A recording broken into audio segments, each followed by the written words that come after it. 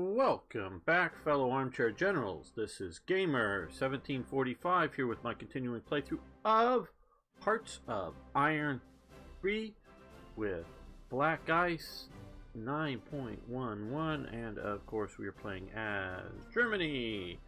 Yay! Just a quick thank you I want to give out to What If History's Twitter feed.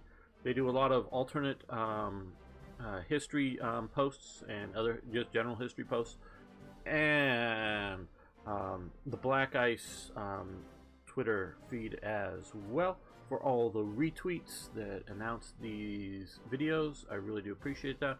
I'll try to remember to put links to your Twitter feed, so if anybody wants to follow you, they can. I would recommend it for very interesting stuff. Okay, well, with that, let's come over here and 1, 2, 3, start that.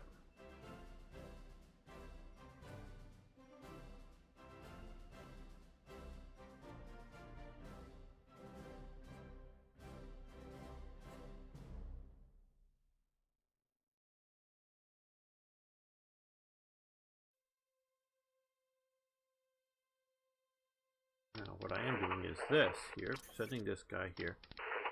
I'm going to go R. I'm adding the Division HQ, which gets this little sort of guy in a tank bonus for combined arms. And I'm sending down one of the HQs that I haven't used yet. I'm going to attach them to that division. I'm sending down this mountain artillery that I got from Czechoslovakia. I'm going to add this to this division, and I should rename it some other title, but we'll do that sometime. Okay, bridging equipment. That is useful. So now we're going to jump over to assault weapons. Don't like the term assault weapons for that. What would I...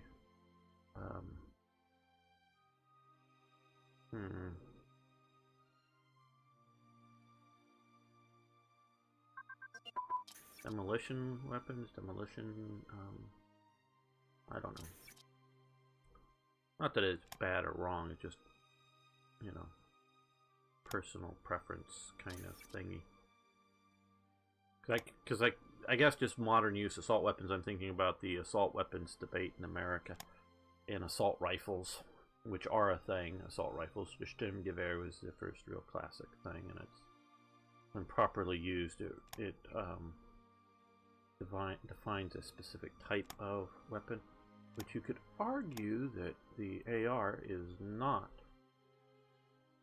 Well, is it an intermediate cartridge? Maybe. Yes, we'll take this, another HQ. And of course, most in the media think AR is probably something like it stands for assault rifle. Stands for Armalite rifle. Named after the company Armalite, which was the company that made them first. Designed by Eugene Stoner. And yes, originally as a civilian weapon. Not a military weapon so much. And of course, I think the first one was, you know, of any real note, was the AR-10. Without looking it up, who can post what the big difference between an AR-15 and an AR-10 is? And not the name. Large warship radar we can do now that we've got capital shipments. Yes, I know you guys can look it up, but this is a challenge for those who want to claim at least to know what it means without, what the difference is without looking it up.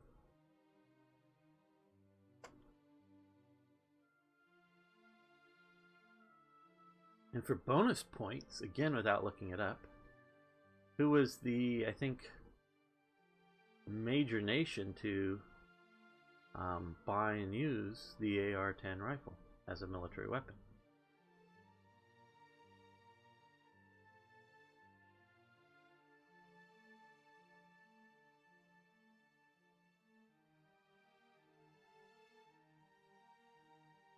Okay, now with this thing here, what we want to do is have the name match the logo. So we move everything over to there. And no, Rommel, I know you want this division, but let's give it that closer or something. Yeah, Klosner, oh, whatever. Who had it before? Under the other name. Radar for cruisers has advanced. Still not quite sure why they break these up. Where to get this? And I get this. 3 levels. 4 levels. I don't know. Maybe that's it. I don't always know. Maybe it's something in the stats that made sense to them.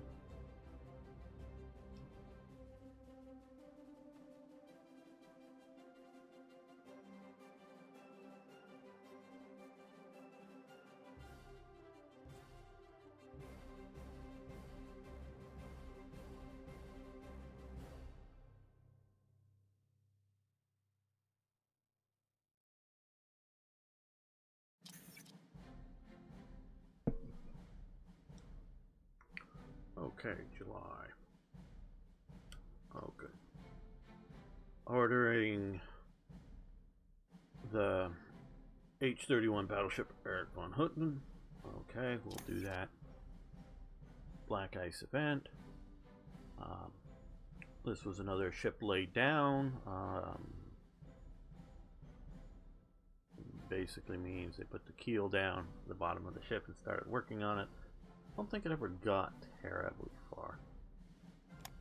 And that's sort of going to be at least the temporary fate here, because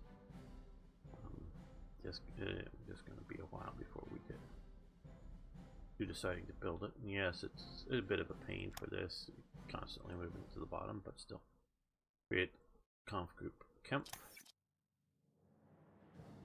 Okay. And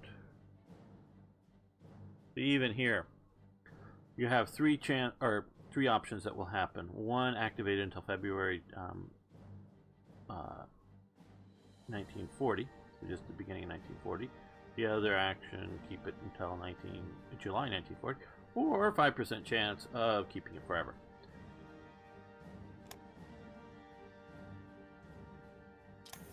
I am forming the 24th Army Corps Motorized HQ, yes. This is Guderian. Okay.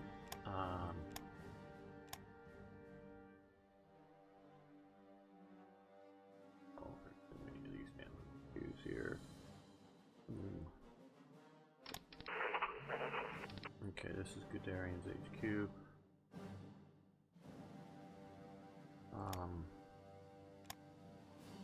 I think that pulls him off of this division, whatever.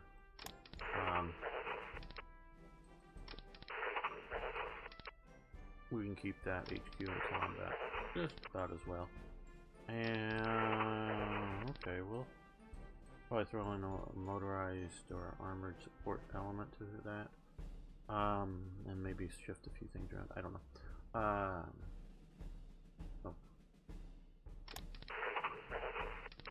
Which is sort of why I'm going to do this. That we don't know how long it will last. The developers thought maybe you could have it forever, 5% chance.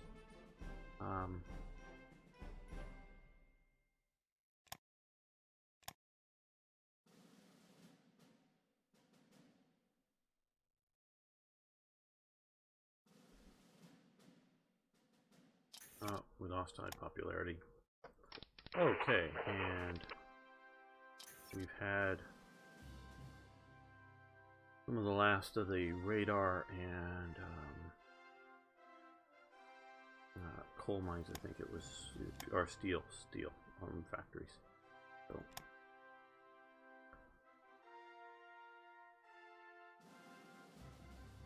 Okay, and here we go. Let's one thing, yes.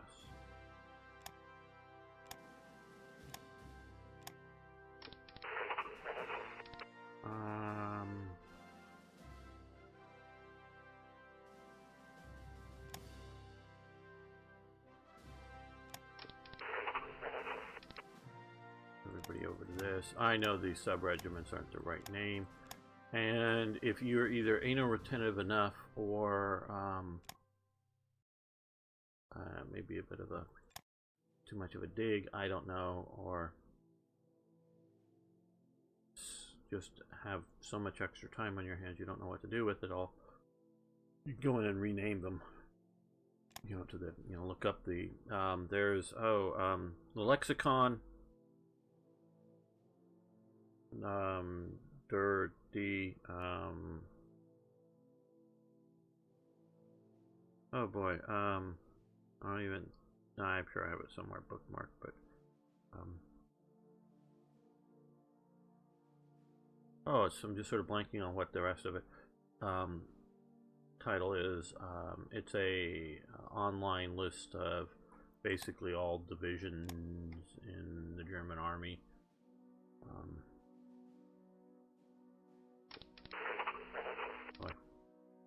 I'm not showing myself well here. Like Lexicon der Heers, Lexicon der Lexicon der Wehrmacht, I think, is. You can try to, and his lexicon spelled with an X. So, and get what the 82nd Infantry Division was made up of. And you can even do, instead of like 22nd, you can do 22nd / 23rd / 24th, if that's what it's supposed to be. Infantry regiments, those are really, obviously super huge.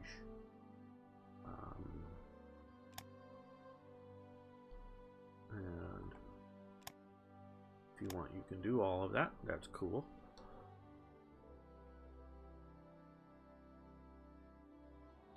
Of course, I sort of like and would pursue some of that if it was for something sort of famous, but just the 82nd Infantry Division, Okay. Sonderauftrag Linz. Okay, on July 1st, 1939, Dr. Pose, as special representative of Hitler in the Sonderauftrag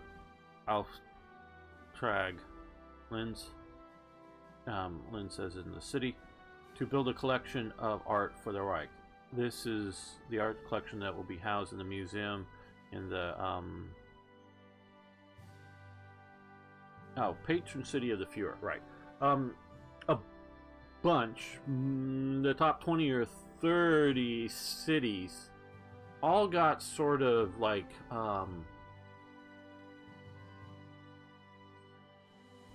special names for them, and I know I bookmarked them, probably lost in some of my extensive bookmarks somewhere.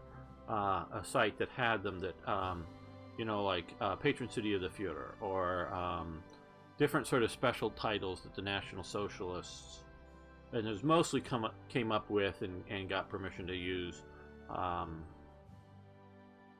by the city. It might be City of the Arts, or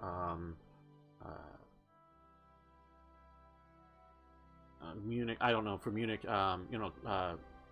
National Socialist birthplace, or sort of name, descriptive names of a lot of the major cities that gave it an attribute, and which I've thought of at some time. It might be interesting again, probably sometime way in the future. Might be interesting enough to go in and have little events like these, just talking about the cities and what they wanted to,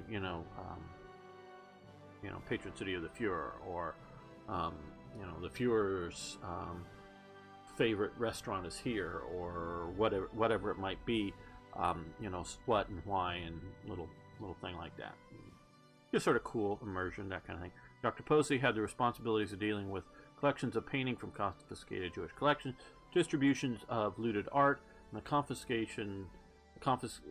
that confiscated in Austria and making a list of works of art in other countries that should be taken by the Reich when the time is right. Now this is before Amt Rosenberg comes about, which has some overlapping with this, but this is with Linz, Austria, or Ostmark, or whatever the Nazis wanted to sort of call this part of the region once they got it. Is sort of Hitler, I don't know if favorite cities, but sort of his sentimental city that is, and he wanted to create this to be sort of the center of Germanic art and things like that. Say things like that, I don't know if it was Germanic art, but good art, or something. And they were going to build this big building as well as rebuild a lot, you saw, I love this city's great. Oh, well, I'm going to redesign the city's, major elements of the city and completely rebuild it. Oh, you love it so much you want to tear it down and build it new. Okay. But that's what he's going to do. This is not having anything to do with actual building of the building. This is just, hey, we've got all this new access to art that we've just acquired in Austria, and which had been through the Austro-Hungarian Empire. Much longer than Berlin and Prussia center of the arts. Frederick the Great really did sort of have this small palace, if you will, because it was sort of small. There's actually not a lot of space for people or whatever. It's most of us would go, wow, this is a big place to live, but it was sort of an art and artistry sort of and musical kind of thing. He was sort of musical, nice sort of hang out. It didn't like have painters all over the place, making art, but it was sort of a nice sort of palace of the mind, and he was doing that. But that is starting in the mid 18th century, and as sort of the rise of Prussia, where long before that, Vienna and the Habsburg Empire, which at times included Spain and all of that sort of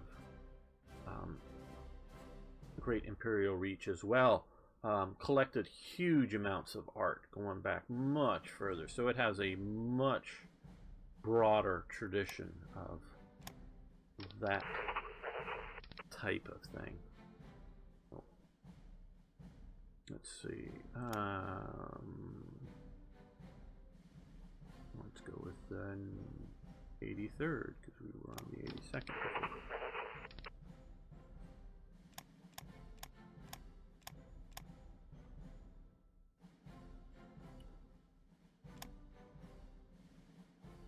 And so the National Socialists gain access to that, which, and I say that, it means they confiscated stuff from the Jews. They confiscated stuff from some of the, reluctant and possibly fleeing Austrians that were opposed to National Socialism for various reasons.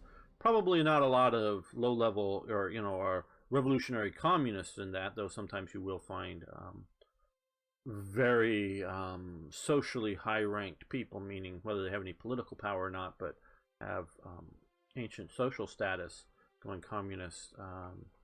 What is it?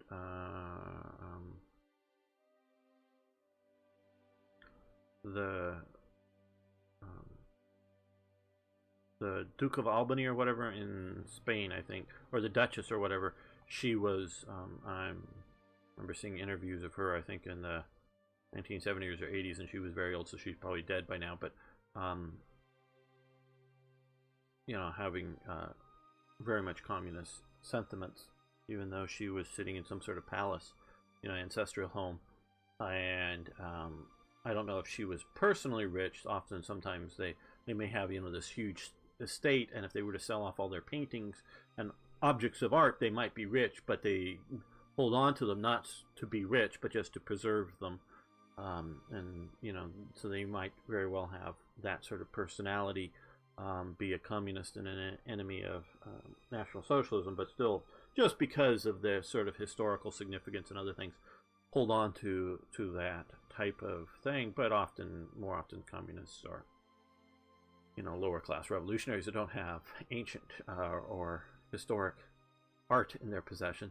But you're also running into, remember they confiscated all of Otto of Habsburg property in Austria, and any of the property that the state had been holding on to, of the Habsburg traditions, is now in Nazi hands. So all of that, to one degree or another, becomes available to them, newly done so. So it's a big thing. And when you have regime change like that, you have more opportunities to grab stuff. And trust me, the Nazis were grabbers on that kind of thing. Okay.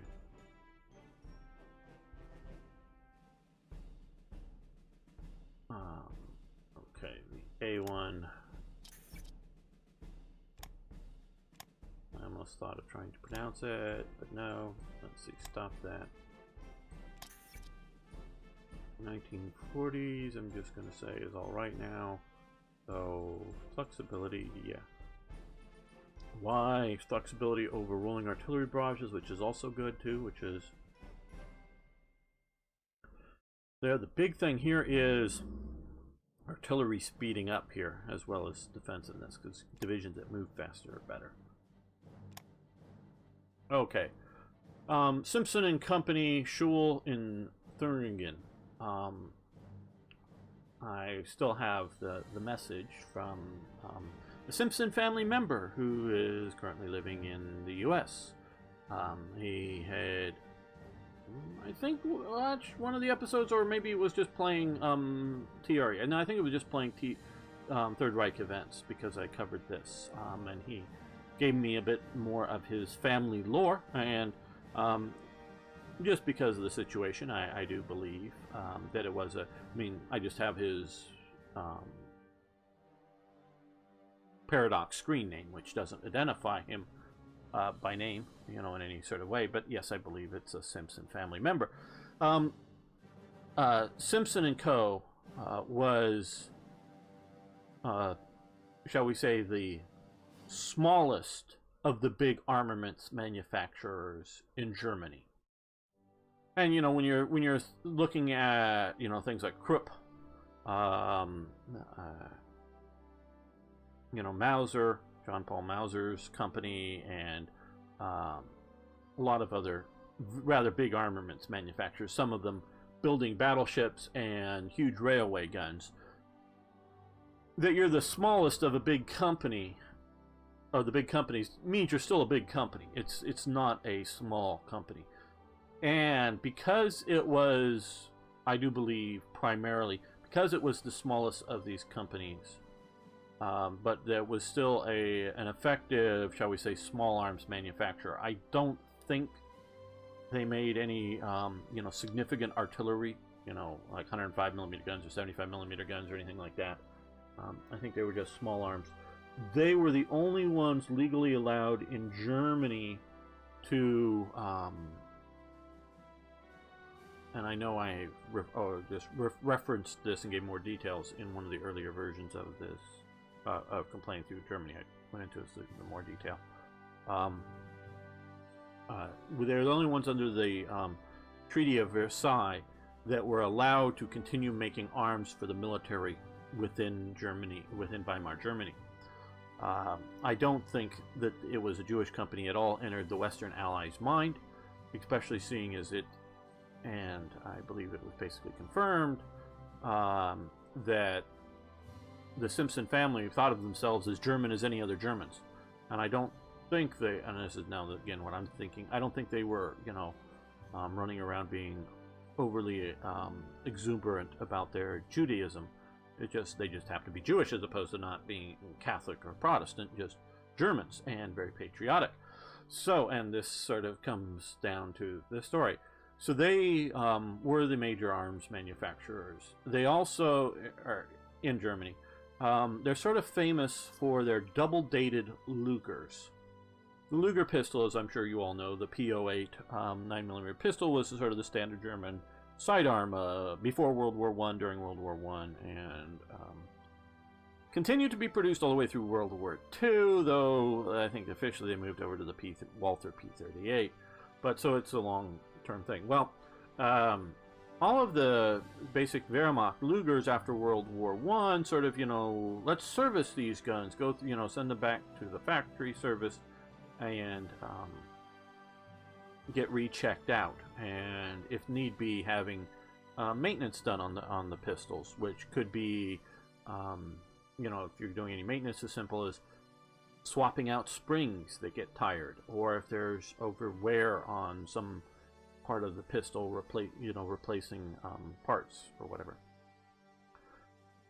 And if they're just too bad, I don't know if they just junked them or sold them off or something. But so you have a lot of Lugers from many different the Luger manufacturer in Germany being shipped to Simpson, so then they get a second date stamped onto them as when they were rebuilt.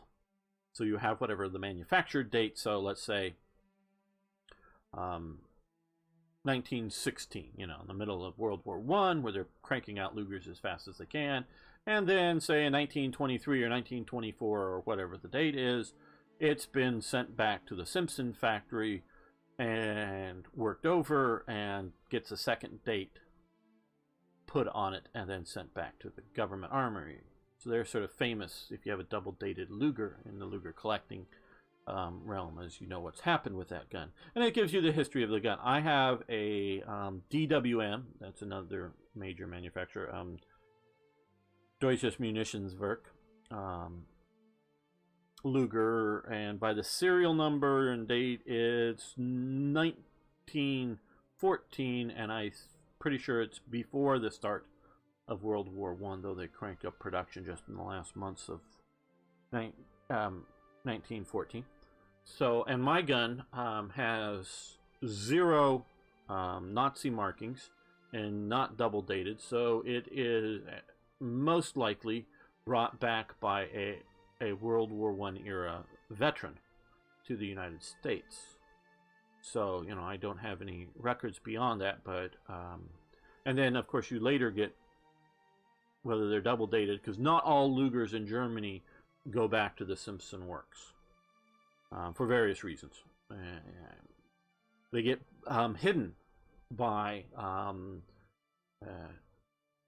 the sort of Reichswehr's attempts at hiding arms from the Versailles inspectors to be able to later mobilize things up. So they get put in warehouses and just, put in crates, carefully, not just junked, but put in, crates carefully and hidden away, and don't go through the redouble dating kind of situation. And that also you do, of course, get stuff given over to the Allies, confiscated by them or whatever. But then you do get a lot of the early Lugers that are at some point taken over by the new Wehrmacht after their goes from being the Reichswehr during the Weimar era back to being the Wehrmacht, and it gets proof stamped again by the Nazis and have Nazi eagles on them, and then they later then get you find in America or wherever get captured, and so you have pre-Nazi gun with Nazi markings on it as well. So I take mine as to being likely coming out of World War I and being brought to the U.S.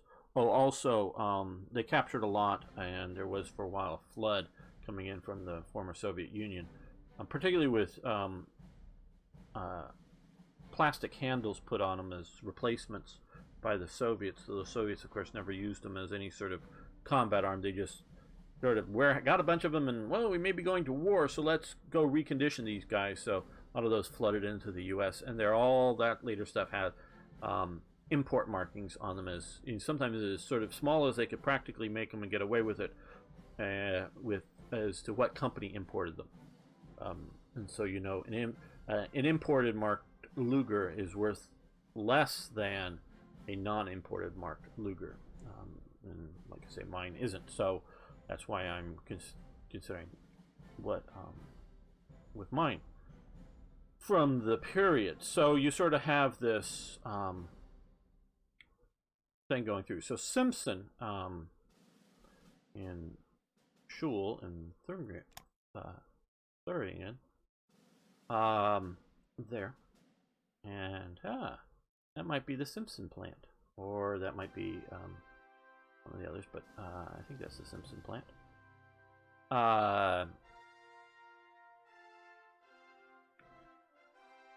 Going on here now. What he told me is that during the Weimar era, they were allowed to continue to manufacture firearms for the German army, and they falsified the books, so that they basically delivered double the amount of arms that they claimed to have to the German army. This then partially has the reasons for later consequences for the family and the company. The Nazis get in power, and then they get all the paperwork that says, man, these war profiteers charged us twice as much as Mauser rifles or Lugers or whatever it was. They made both of those as well as other things. Should have cost. These profiteering Jews, these Jews that were overcharging us, and that was part of the claim. Now, ultimately, it was just because it was Jewish owned, but they used these records that they did have, that the Schule or the Simson and Co. signed off on. The reason for that is they were selling the government twice as many or more guns than they claimed to be selling to the government. So the government happily paid overpriced for the ones that were on the books, as it were, and so everyone knew. And whether there was other secret records or other unofficial records, of course the Nazis weren't going to produce those if they had them in their possession, and weren't going to allow the Simson and Company present them in court either. Make sure they disappeared, that they had been breaking the Versailles Treaty. So Nazis used that as claims to nationalize and take over Simson and Co. The sort of happiest element of the story is that the Simson family basically does get out of Nazi Germany. Of course, they've had the major part of their properties, including their factory, nationalized and take over, and make it out to the U.S. and survive the war and the Holocaust. They were not killed in that, so that's the happy part, and I'm very, very glad that they did make it out, because they're one of these clear elements of being patriotic Germans that did everything right that the Nazis just, suppressed. And since it was one of the sort of earlier elements of taking over some of the major stuff in the National Socialist government, because it was a sensitive armaments production and not just a toaster factory or something else. But eventually, of course, they take over all of that at some point. So they get out, and this is taken over by the government, and the merger of other factories was formed. You can see Simson was formed. And in 1939, and this is sort of how I come about, I'd known because of my gun collecting background of the Simson & Co. And I had also known of Gustloff-Werke. Mostly I know that from manufacturing Mauser rifles, the K98K basic bolt action Mauser rifle. And so from 1939 is why this is happening now. It gets renamed Gustloff-Werks again, because I was looking up Gustloff being assassinated, as well as the Gustloff transport ship or cruise ship and other things. But this came up in all this stuff. Is how this was formed. That name was given to this company and other subsidiaries as the Otto Eberhardt cartridge factory, as well as other main works in Schule. Gustloff had a branch of factories in Grenz and Thuringen and at Lotz, which is a Nazi-occupied Poland. And we will also see the Gustloff gas making works, which is a we'll see later, wood gas conversion to run your cars, so that they made other major things. So that becomes a major, basically state-owned. Again, I've talked about how the Nazis at their core are not strongly worried about anything about economics. Okay, they believe, for the most part, because you can look at, who's a Nazi and when is a Nazi. The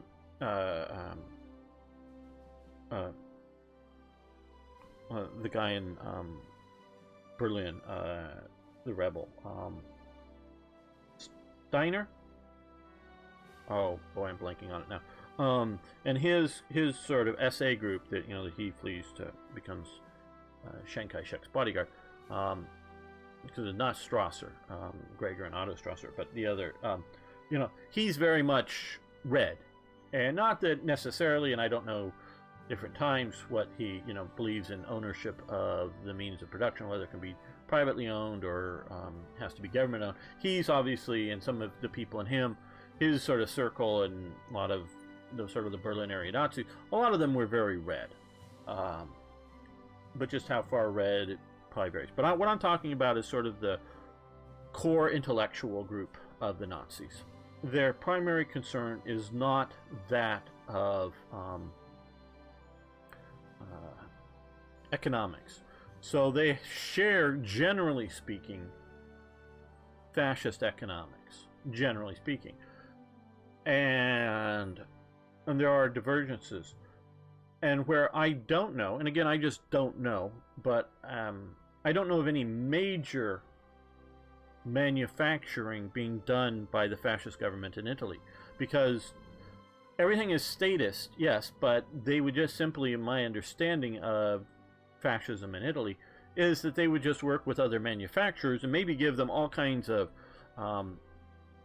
tax breaks, or maybe even flat out give them some money to build a new factory somewhere else, or to expand it. But they weren't so much in government ownership.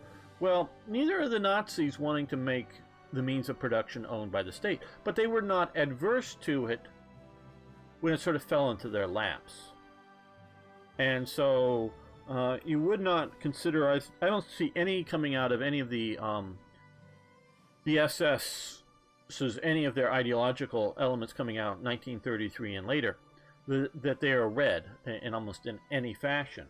I mean, they want, yes, social welfare programs and all that kind of stuff, but they believe in private ownership of the means of production. But of course, the SS starts out as a party formation, and it continues to be a party organization. But it also becomes a state organization too. It's party and state as a unified thing, as opposed to like in the Soviet Union, are you a government official or a political commissar who maintains ideological purity, if you will, within the Soviets. Within the SS, it's both. It's and yes, but the SS buys, in the famous one is always coming up as Alaric Porcelain, buys Alaric Porcelain and continues to run it as a business, purely for profit business, to support the SS. And of course they, as time goes on, use more and more forced labor to do things, whether it's building their Wedelsburg Castle expansion and renovation, or building weapons manufactories or whatever. So those are very much state-run enterprises. So if you have to sort of say that Nazism, even on a economics basis, does not match fascism. They are much, I would say, more pragmatic in that sense than fascist ideology. So this is a state-run enterprise, and with the Gustloff-Werks, with the only real goal at the core of it is to serve the needs of the state. I'm sure that it also serves the needs of those operating it, meaning whether it's a factory worker or a factory manager or higher level management within it, to increase their power base on the higher levels, at the lower levels to give them jobs. But that does not mean that it's an ideological belief that the means of production should be a state run thing. In the United States, until 67, 68 or somewhere like that, the U.S. runs Springfield Armory, which is, what is it, Springfield, Massachusetts, I believe. Yep. That's where it gets its name. Springfield Army, which is a government armory, government-owned armory making weapons for the government. It was McNamara, Secretary of Defense McNamara, decides that it's no longer useful for the U.S.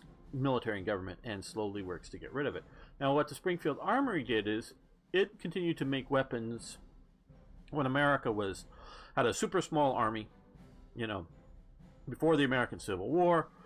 Before the American Civil War, the American Army was much smaller than the militias in all the states. And so the militias were the main defense of America.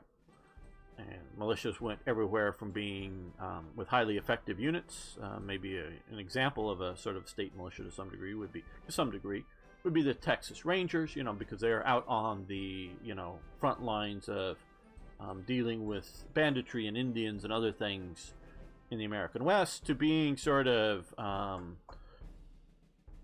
parade troops that just know how to march in line and carry muskets and never shoot them in some eastern state that just, you're a member of the militia, people get to be officers, you know, I'm a captain or I'm a colonel, and, you know, you're sort of buying into it, and people get to, you know, young men or men, sometimes not so young, get to be given a uniform and go around in parading and whatnot. And so, you know, I mean, it varies from effectiveness to effectiveness, militias, but they are the primary military arms, and they get their weapons from wherever, and it's often a very confusing array. This is before and continues after. Well, it continues to this day. There are still state militias still going on officially, and those are, I don't mean National Guard troops, I mean state militias. They can still raise them. They are still officially acknowledged, more so in some states than others, but there are state militias. So, but the Springfield Army primarily, at least, is not making weapons for the state militias. It's making it for the federal government. And so it's sort of cruising along at a very slow rate of production, and then it ramps up for things like the American Civil War and other major operations, including World War II. But also what it would do is make and develop weapons that were based on the needs of the Army. So if the Army wanted to have a double-barreled musket, Springfield Armory, and they didn't, but if they wanted that, Springfield Army would make it for them and develop it and make sure it worked. Where today, if the Army says, well, we want a double-barreled rifle, obviously it's not a musket, we want a double, they've got to convince a manufacturer to make it, and all the manufacturer may go, you're crazy, you're stupid, this doesn't work. Oh, but we want it. No, we're not going to do it. They have to convince. Now, not, you know, throw enough money around, you're going to convince companies to make even stupid shit. But, so you go from working for the government to the government's needs to working for private industry, and the government gets to buy what's best. Now, that doesn't mean the government doesn't pick up designs designed and made by non-government manufacturers. A good example would be the Colt 1911, designed by John Moses Browning. It's not designed at all out of Springfield Army. It's designed out of Colt and sent in for trials, and wins the trials procedure. Earlier versions of a semi-automatic pistol that Browning had designed and Colt had manufactured didn't, just because it didn't meet their requirements. Not that it's not good. It just, now the 1911 gets improved over the earlier models of stuff, but models that are made in the thousands or tens of thousands of semi-automatic pistols, even a few in in 45 caliber, so that, you know, it's not just what's made out of Springfield Arsenal gets into the U.S. government's thing. And the idea is that Springfield Arsenal would design these weapons, set up a standard, and then, if needed, war breaks out, other manufacturers would start making to the Springfield's armories designs, you know, so the parts are interchangeable. And they would also, Springfield Arsenal was also responsible, at least in the latter part of its existence, in making the machinery to make, or elements of the machinery to make guns to give to other manufacturers to actually manufacture them. So it was doing all that kind of stuff. Well, McNamara decides this is no longer useful and kills it. Now, later on, somebody patents the name Springfield Armory, and that's the current company, which has no link or association other than a name, and was making similar pattern weapons, you know, the M1A1 rifle based off the M14 and other things like that, you know, out of that. So it has no connection. But that's an example of a government-owned manufacturer in a, you know, especially if you're looking at 19th century, extreme capitalist country, because arms are an interest of the state. The state needs to make sure it has access to arms, and it goes back to either the American Revolution, or I think it just really sort of immediate post American Revolution elements of it that it goes back to, and wants to make sure that it's making military weapons, because before America really wasn't making too much weapons. You had the Pennsylvanias, not Kentucky, Pennsylvania long rifles, and they were making those. They were of inconsistent quality depending on some manufacturer, and it was very much a cottage industry, and could not readily be converted to military scale productions, as seen that most all of the American Revolution's weapons are muskets and not made in America. So America realizes this and needs a modern military, not hunting.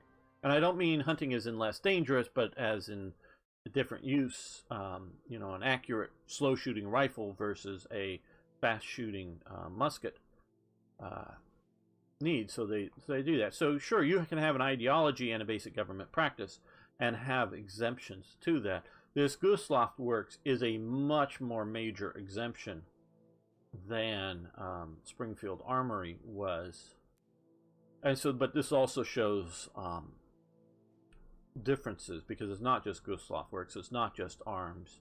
It, like I say, it goes to Rotc porcelain, which during the National Socialist era continue making it, shall we call it, kitsch porcelainry. Some of the stuff does have SS's all over them, you know, for SS use, and some other Nazi stuff. But most of it is like 18th century porcelain statues or 18th century style porcelain plates that you wouldn't recognize stylistic wise from prior to the rise of National Socialism and taking over it. It's just sort of traditional sort of German era porcelain manufacturing, purely for a profit margin or a profit motive, as opposed to a government interest of making weaponry and controlling it. So this is sort of the story of Simson Co, and as well as the story of the Gustloff-Werke and its continued operation now. So lose heavy capacity in Dusseldorf. That's based on, they have two there. On other factories they have there, and no, I'm not giving you a choice, because you actually get that. It's a pure positive. No point in not. And yes, I do often give you a choice, even though the other choice is stupid, just so that you feel you have choices. You know, do you want free stuff or no? Yes, we want free stuff. You know, kind of thing. I mean, sometimes it. Or do you want free stuff or a poke in the eye? Oh, I'll take the free stuff instead of the poke in the eye. You know, and sometimes it's that, just to give you that sort of a thing.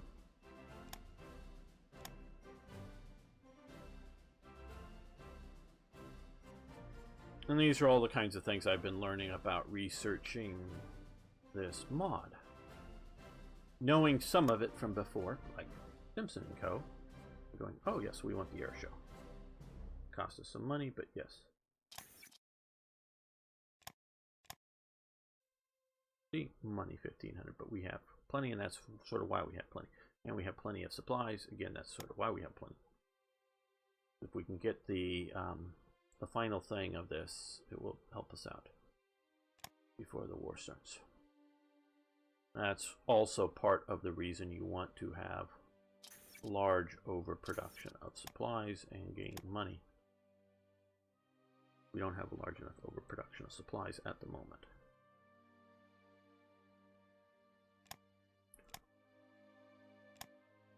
With TRE, and I also know that,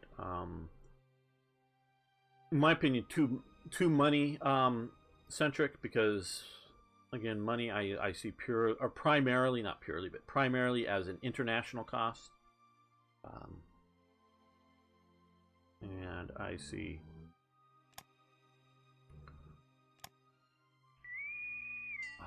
supplies as a domestic cost, and I use some that's primarily domestic, but those are normally minor amounts of money in TRE.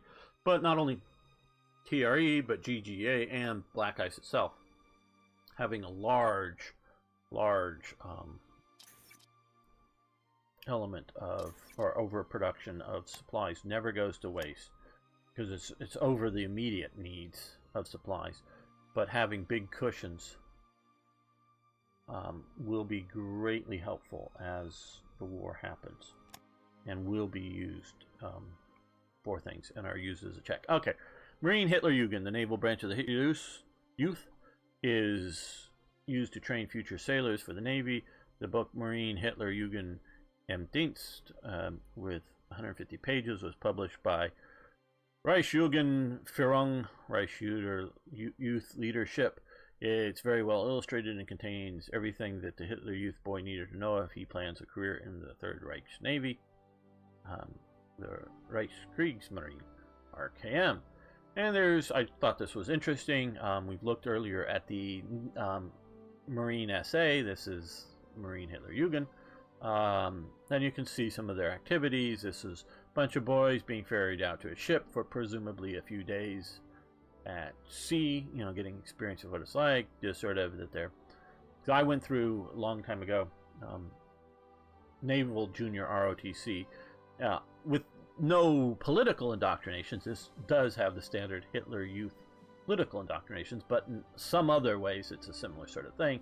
You have naval type uniforms, and you learn naval type skills and things, and then, but they're still learning small arms and other marksmanship things, as well as out, as you can see, you're just sailing and doing stuff. So that's the kind of activities they were doing. Again, primarily, though not exclusively, because we have seen, and I'm sure it's not exclusive, seen the inland Marine SA training centers. I am sure that they had Hitler Youth nearby subgroups training for doing that, of those who want to go and thinking more of a naval career, or just wanting to do something different than the standard Hitler Youth. So that's what they were doing. We can keep training, or we can move only training for Army training for the HJ. Now we'll spend the supplies and gain a little bit more training for sailors. Another infantry division. Good. I'll drop that right here.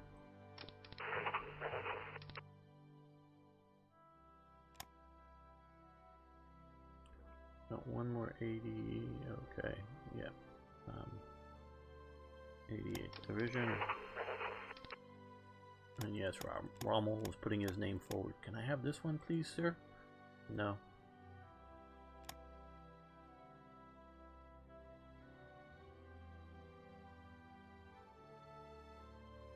Yeah, good.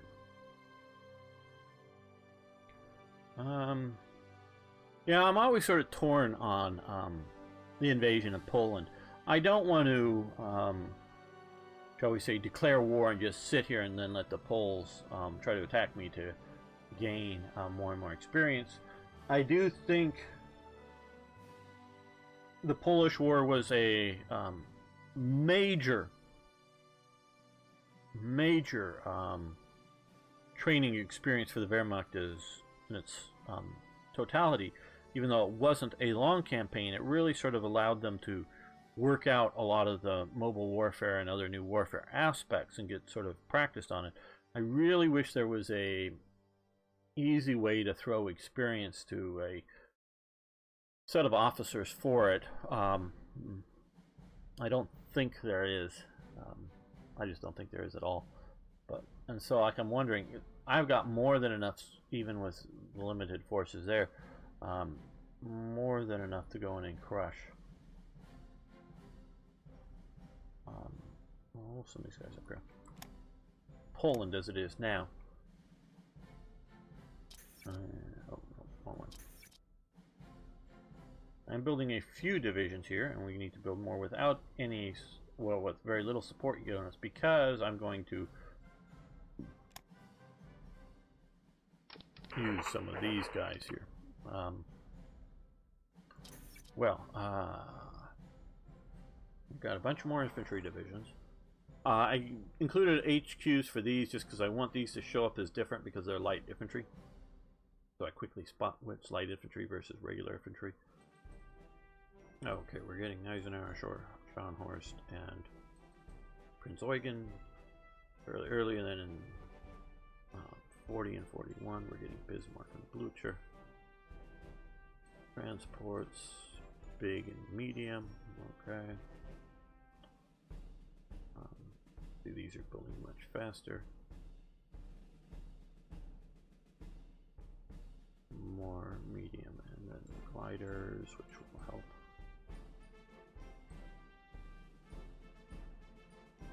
The practicals, they're coming a little fast, coming along a little faster there. They're a little cheaper, but they're not nearly as useful. But they give up practicals for that. Let's just do one more glider. Get that in production.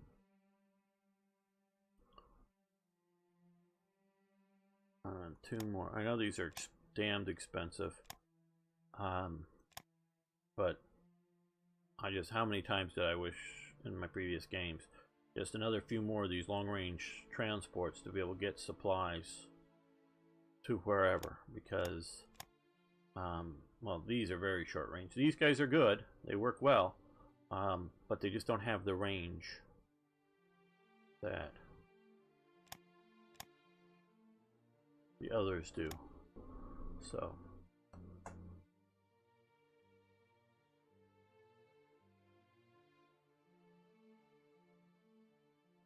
we built a nice little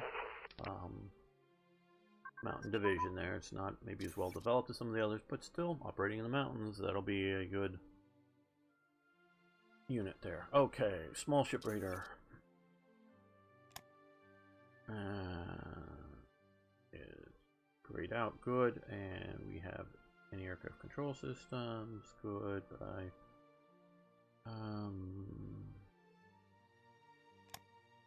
stuff.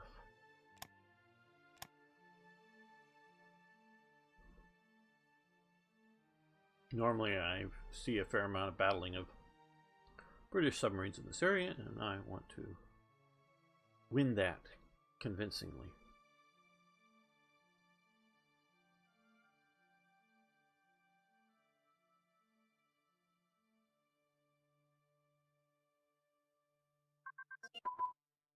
Nav tactics advanced, good.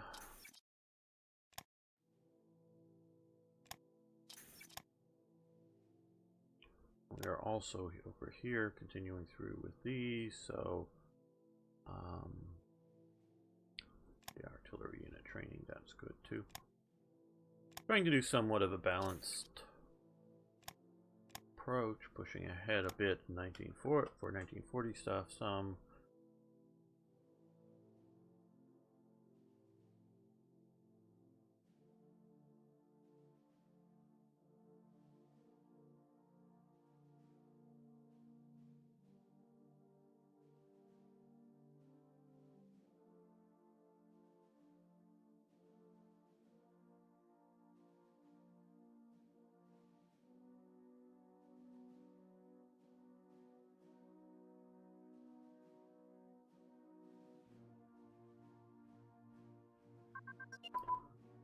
Okay, airborne assault tactics. That's one of those that we're going to continue, and it's sort of, when used, it's sort of critical. Okay, wing aerodynamics has advanced. That's over here, and then we're going to stop. And I think we will shift this over to here. And who wants to join us? Hungary. Hungary. Yes, yes, yes. We'll take you in the Axis.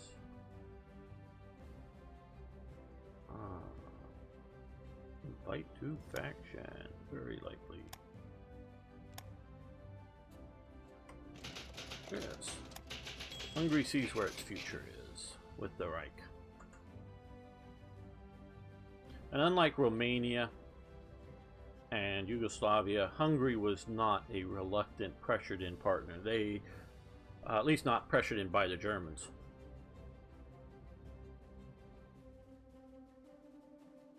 They felt pressure from the Soviets. They wanted to get back what they perceived as lost territory.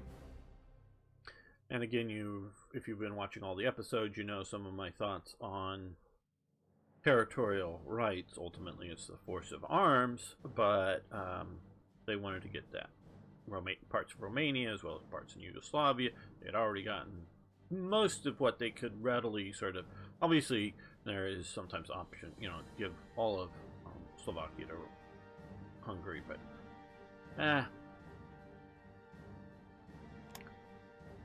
I don't know. It would make them a little stronger, maybe. I don't know. And it might make Germany a little stronger, but I don't know. The reason you do have some stuff given by events for some Slovak units, so I'm not quite sure what's the best, you know, purely for, what's the best to do purely for min-maxing Germany. But, okay, armor unit training. And we're going to stop that and shift that over here to coordination. And rocket artillery ammunition has advanced. Great. And we're going to come down, and that we're going to shift over to recon unit combined arms.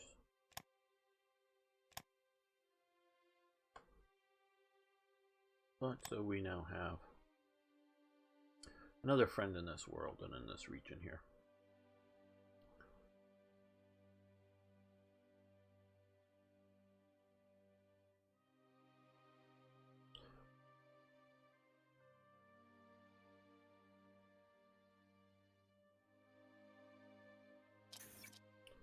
Okay, the German-Romanian trade agreement. On July 20, 1939, representatives of the German Reich and Romania signed the Bucharest Trade Agreement in Cooperation in Agriculture. This was one of the events contributed by Vlad Virgil. I think, oh, nope, not Vlad Virgil. Sorry, not Vlad. It's from George 1941, my most major contributor. Sorry. And he also made that event image. One thing is interesting to note about this picture here. It's a military parade in Romania. Notice they're using French equipment. Those are UE tractors, and that's sort of the way they were meant to be used. Two guys in there, I think a driver and a second guy. And then they have here a trailer that you ride in and or carry supplies in. I don't know, because there can be provisions for a box on the back of that, but it's a little tracked trailer thing, and towing a light artillery piece, possibly an anti-tank gun. I'm not sure who manufactured the anti-tank gun, but the first two are French in design. So Romania at this time, they eventually come out with some tanks. What is it, the TAM, or is that Hungary? The Toldi is Hungarian. I think the TAM, I don't know. Sorry, they eventually make some sort of tank things, but not really at this time. They need to get foreign manufactured equipment.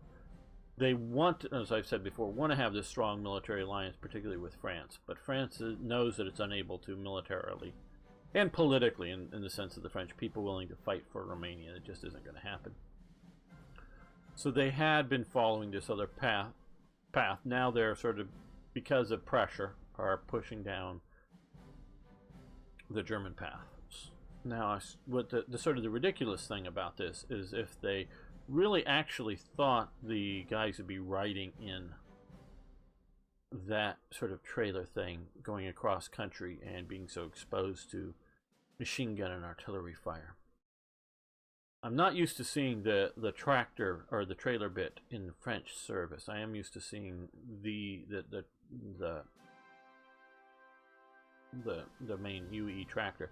What the Germans did, at least most all of them that I've seen that they got a hold of, and they got a hold of a bunch in France, is the other guy. They put a little metal box. There's several different things because they're sort of done locally and by different commands. Put a little metal box over, or housing it, maybe just a front shield or whatever, and putting a machine gun and turning it into a very light tankette. You know, just sort of, hey, we've got a machine gun inside of a slightly armored box. So we can do this. Improves our relations with Romania. We get some money, gain some supplies, improve relations with them, or no need. Yeah, we'll do this. Germany with this is trying to secure its food resources. Germany basically was starved, and I mean sort of literally starved, out of World War I. They were able to supply their soldiers with plenty of food, is my general understanding of it, but the civil population was having a very harsh time dealing with food. And even after the Treaty of Brest-Litovsk, which they take a lot of this territory, at least for occupational purposes, and hauling food out of it, it's still just not enough. And you're occupying a lot of land, you're not necessarily effectively getting food out of it. And at its brutalists, the Kaiserreich was nothing like National Socialist Germany in just stealing food out of people's mouths, literally, just for the day starved. They're nothing like that. Not saying that they were all warm and fuzzy with the places they took, but they were nothing like the Nazis. So Germany is looking for food and other supplies as well. Okay, cluster bombs, great. Cluster bombs work very well.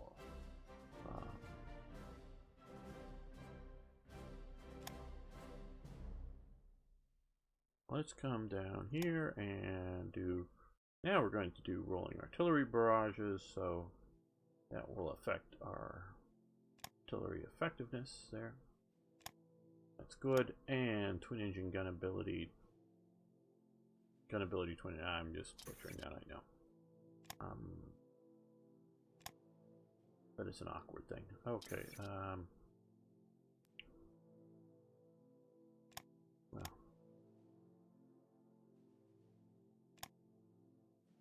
well, let's get started here.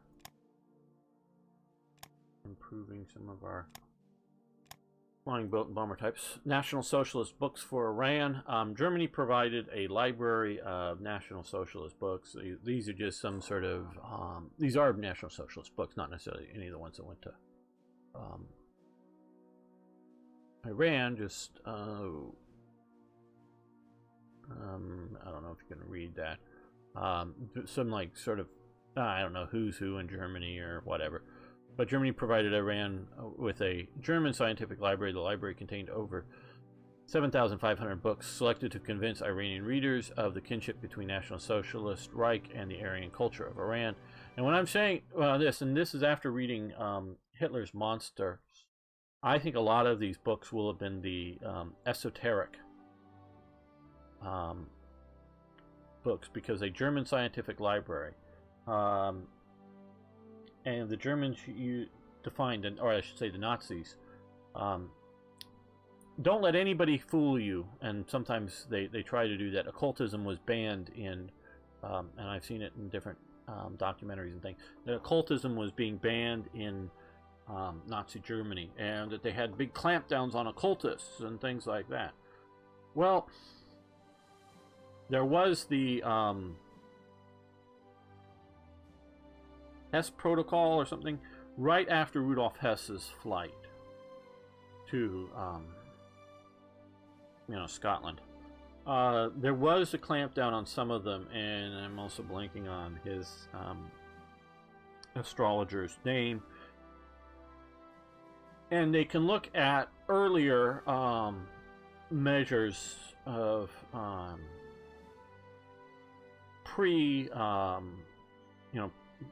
pre-war elements that are laws and procedures against some occultists. Well, the ones that were arrested after Hess flew away a lot of them were kept in Dachau, but in sort of the comfortable, you're all right kind of areas of Dachau. We're just sort of detaining you here in places, and they let a lot of them out. Some of them later were letting them out specifically to work for different National Socialist organizations as occultists. And they let those out, but those that arrested were just a small group of the occultists that were operating in, or known occultists that were operating inside Nazi Germany. Nazi Germany was often ambivalent about a lot of the occultists. The Nazi Germans believed very much that there were charlatans or occultists for profit, and the other group is, they call them scientific occultists. Okay, they could scientifically be shown to be doing scientific work that's occult. You didn't see my eye roll there, but it did. Okay, probably not too many people that watch this channel, just because we have I think sometimes it spikes up to like 3% viewership, and that's mostly when I'm doing, I think, Baldur's Gate videos routinely. And yes, I know Kalian was my editor and a major Hearts of Iron player, and from Germany yes. So there are women who not only play Black Ice, but also contributed through my mod to it. She was, my editor for English and German language. I stress that it was for both languages, and she's German. My California written English isn't the best. So yes, there are women, but this is a very male-dominant thing. But it seems to be that horoscopes printed in modern U.S. papers are primarily directed at and read by women. So I'm sure that there are some men, and few may be here, but it's mostly women. But anyone who really believes that where stars are in the sky, including wandering stars called planets, can in some way affect your life. I can't imagine how you could possibly think that. And that's what astrology is based on. And so if you're, because stars, the gravitational pulls of stars are so immensely far away, and their effect on Earth is so little. And yes, when you get all of the planets, and they do periodically, rarely, line up in a line, away from, as they rotate around, and all happen to do that away from the sun, that they might have some measurable effect, and we can normally see that in tides, on the gravity.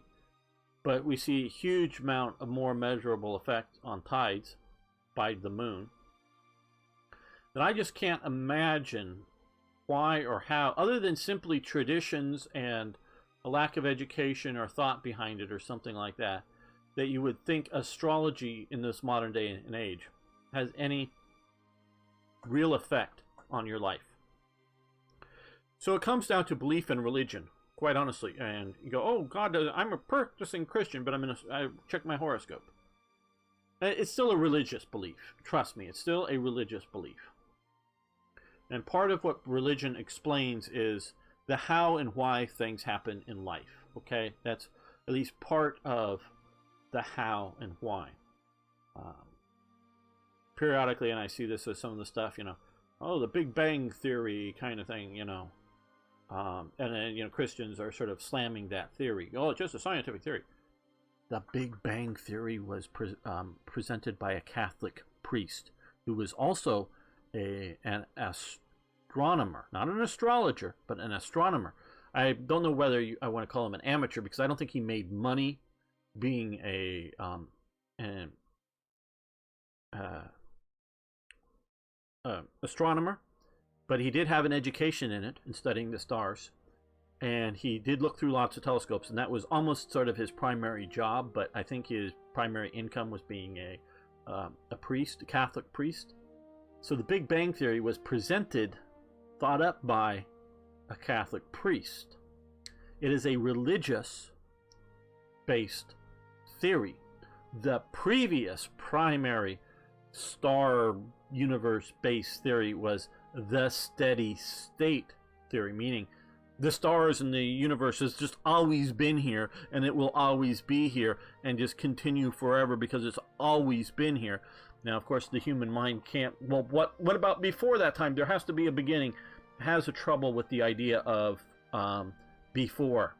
If there has to be something before then, as opposed to always. But now the steady state theory is largely discredited within the scientific world. There are still problems with some of the math and elements with the Big Bang Theory, but it is a theory, and it is scientific theory, and they've come up with supposed science, and I say supposed because it's, I don't know, they're measuring things that they think is remnants of the Big Bang. I don't know. I know they're measuring those things. I don't know whether those are, how good our instrumentation is and what we're measuring. I just don't know. But we do see what we believe is an expansion of not just our galaxy, but all the galaxies are pulling away from each other. So it would tend to give the idea that they were all at once in one point and are going away. But some of the math doesn't work if there was a Big Bang and everything's been expanding. It happened to a whole lot longer before than the measurable thing. So they think maybe it used to be expanding a lot faster somehow. I don't know. I'm not good at that kind of stuff. But the Big Bang Theory is a religious theory. Now, what caused the Big Bang to happen, I think, is beyond any of our scientific understanding of the idea of that we could, scientific is a categorization and measuring of real phenomenon in the world. I don't think we could measure what was we can come up with theories, we can come up with ideas, but any sort of measurable, testable thing that caused the Big Bang, I think, is beyond our abilities, and I believe forever, but I don't know. Obviously, forever in the future, I don't know what we'll know, but that we'll ever be able to measure or understand the initial cause of the Big Bang. But it very well may be explained by a religious theory.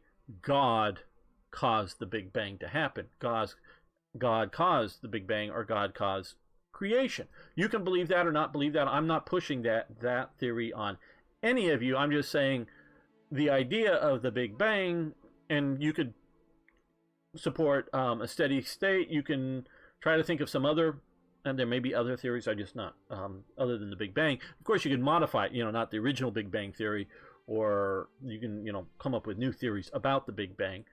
But you can have different beliefs that no, the galaxy's always been here, and maybe it just we wrongly view it as pulling apart because of our measuring systems of how the galaxies are moving. I think it's basically like redshift, and the light, it means that it's going away from you or something.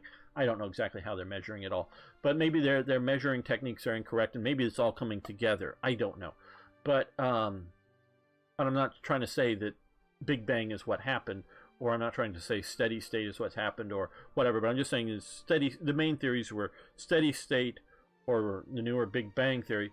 But so science can explain sort of how things are working in a practical sense. Religion tries to explain the why things are happening, not how, but why things are happening the way they're happening. And astrology is a belief system that tries to explain why things happen to you. Why is it a good day or a bad day for you? Why should you look for new opportunities today or not? Why should you stay in bed with the head over your covers today just because anything you do is going to turn out badly today? That's being explained in astrology, and I can't imagine a modern thinking mind that sort of understands some of this stuff still believing that. But obviously people do, and I may be talking to a few of them.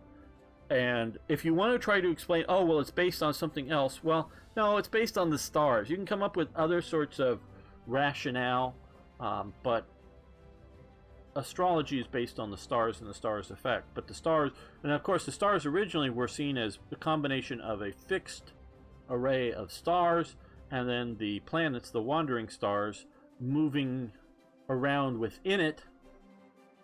And sort of there, because of the way the Earth goes around the sun and whatnot, where the sort of stars are sort of lining up, because they thought that they had some, they were on sort of like the inside of a crystal sphere, or I don't know what, but they thought they were something else. And so when you think there's something else, maybe you can come up with this theory, but you can't. So I just can't, but I obviously, people do. And a lot of it comes from a belief system that they, shall we say, inherited, and they want to use it to explain how and why things happen to them in life. That is what again, I'm not trying to discredit belief. It just, to me, again, stars really affecting how your day goes. I can't imagine that. I just can't imagine that. Obviously, people can. And they'll say it's based on really ancient traditions. Yeah, but the traditions are based on BS. That's sort of my point. Okay, so the Nazis believed in scientific astrology and charlatan astrology. They were trying to suppress the charlatans,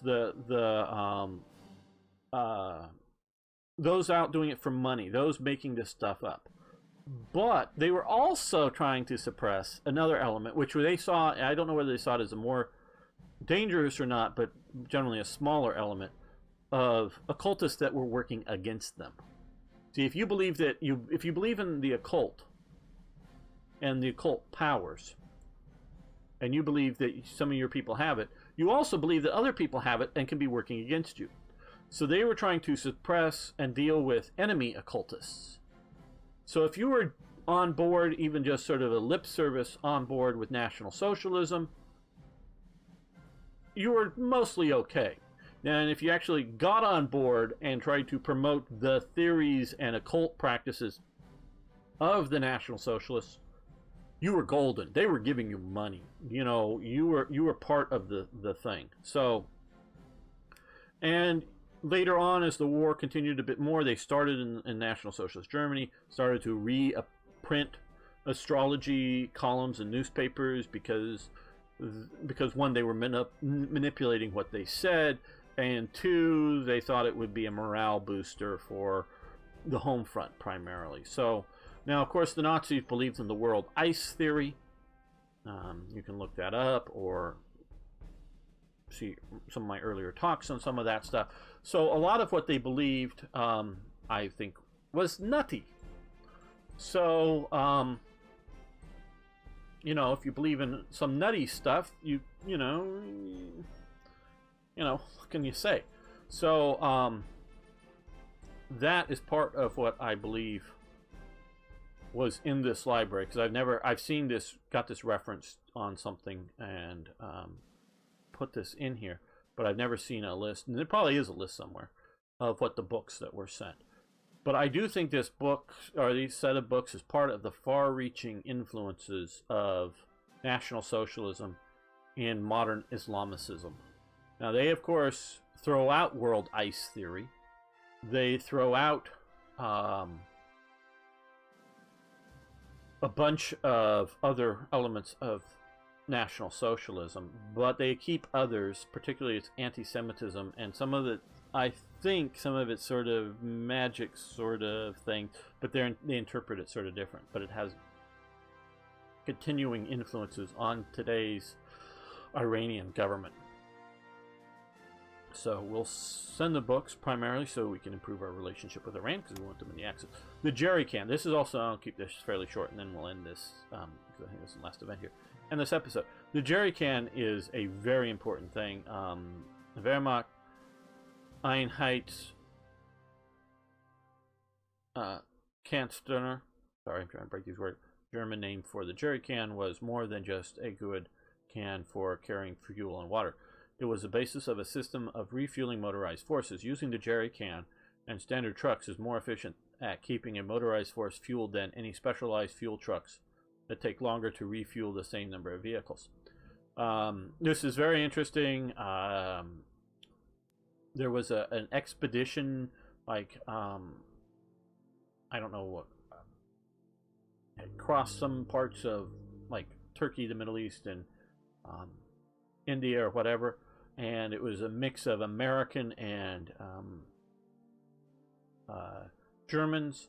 The German guys brought some jerry cans along with them, and at some point, don't know if they're arrested in some other, but they try to get all the jerry cans back to Germany because they're a state secret.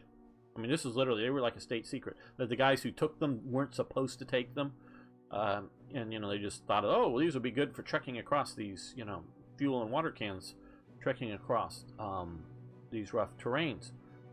This was a state secret. I think the Americans were able to get one of them back to America, though of course the Americans didn't do anything about it until they already got the jerry cans from the British later on. The British sort of had the flimsy can, as it was, at least some people called it as such.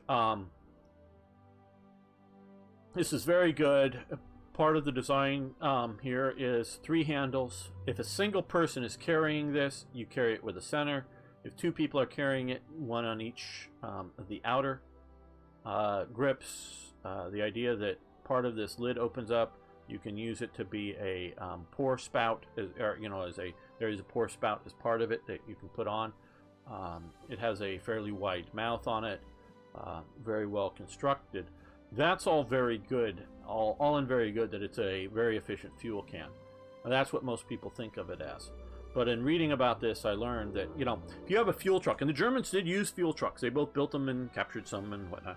A fuel tank, big tank with generally maximum 2, if you will, tubes going off of it to fuel up vehicles, because you don't want trucks or tanks rolling over other hoses. I guess I should be saying 2 hoses coming off.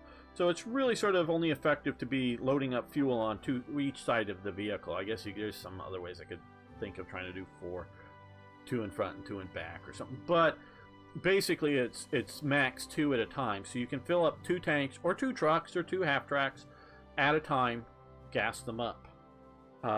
And you see a lot of fuel trucks pictured on aircraft, on running airfields and whatever else, and there's good reasons for having them, and they did have them out in the field.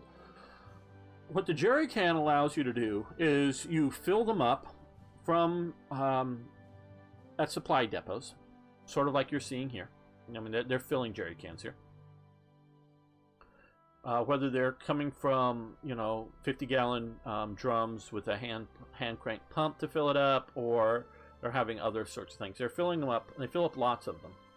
And then you load them all into a truck. And it could be just a generic truck, so you don't need a specialized truck, that the next day you could use for carrying something else.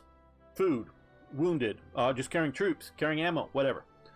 But you load up the trucks full of jerry cans, full of fuel, and then you drive to the front, to a place in the front, at the front, near the front. And you get there, and you drive up to, or you're either following or you catch up to a motorized unit. You stop, and everybody's motorized unit. Everybody, come get fuel. So every truck driver, every tank guy, everybody comes and grabs maybe 2 cans each. You know, filling up these things, 2 cans each. You know, even a fairly strong, you know, I'm not talking some weightlifter dude. I'm just talking a reasonably strong guy. Carrying 2 of those things for any distance, it gets pretty damn heavy. So it's sort of easier to have like 2 or 3 guys together and, you know, share the load or whatever. But, you know, max practical, normal, you know, in a case like this, 2. But whether it's 2 or 1 or whatever, everybody goes, grabs cans out of the back of this truck very rapidly. So almost immediately the truck empties of cans. And then the truck turns around and heads back. And we'll talk about that in just a second. So then, of course, all these guys come back to their tanks or their half tracks. And they start, and they probably, you know, the tank drivers or the truck drivers get help from the infantry that's riding in the trucks or whatever. And so they very rapidly are all filling the tanks all at once. So filling an individual tank, jerry can by jerry can, or truck or whatever, may take longer, but waiting, and often with your engines idling as you're moving up to the next spot in line, fueling up, you know, successfully, you know, you're building 10 at once, or you're building 1 and then the next and then the next and the next, which is going to happen fast. So it may take longer to fuel an individual tank, but getting your company, your battalion, your platoon, whatever, filled up individually will happen faster. So you get that faster. And then once they're done with this, they go pile all those troops, now that they're lightweight, so now easily it's 1 guy carrying 2. We'll go to somewhere at the side of the road in some location out of the way but very visible to everybody. Go pile the jerry cans up somewhere. The truck that left will be going back up the road, you're going in the opposite direction of the vans. We'll go find and often because they were the ones that dropped them there, we'll go find an earlier dump of empty jerry cans. And then the crew of the truck, and maybe hopefully find some other soldiers around, will quickly, now these lightweight cans, they will fill them back into the truck. And they will then drive these trucks filled with empty cans back to the fuel depot. And of course, other soldiers immediately empty those cans and immediately start loading in full cans of fuel into the truck to send it back to the front. And so you're reusing the cans, and you're very efficiently moving fuel from depots to the front, and it just rinse and repeat. You just keep going. You just keep this system going. You know, obviously at some point you're refueling the fuel in the you know, in the truck, and you just catch up to the troops again. Do the same process. Go back, find another pile of cans, fill them up, or, you know, fill up the truck, and just keep going back and forth. You keep bringing, and this effective supply system is revolutionary for its day.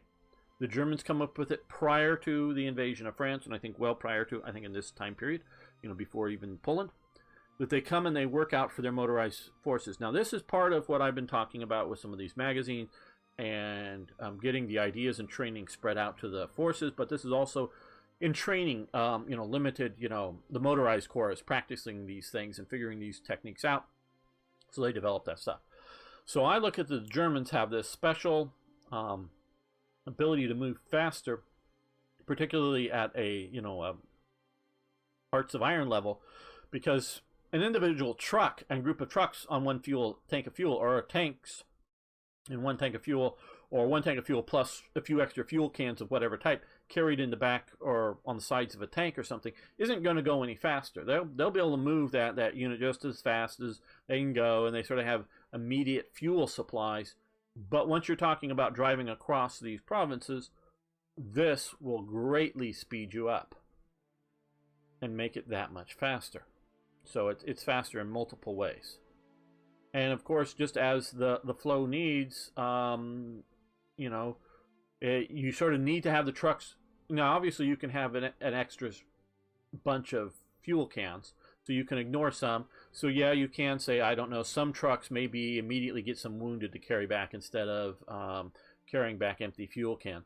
But at some point, you need to haul all the empty fuel cans back to keep this supply going, not just across one province, but, you know, to Paris and beyond.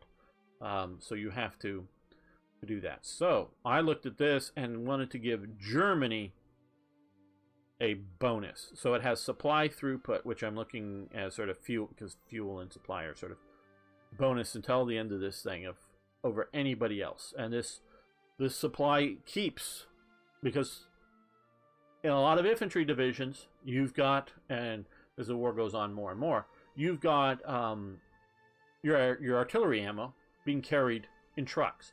All your troops, and they still have some wagons carrying, the field kitchen and some of that other stuff, is still horse-drawn, and they are still horse-drawn up until the last day of the war. A lot of horse-drawn elements.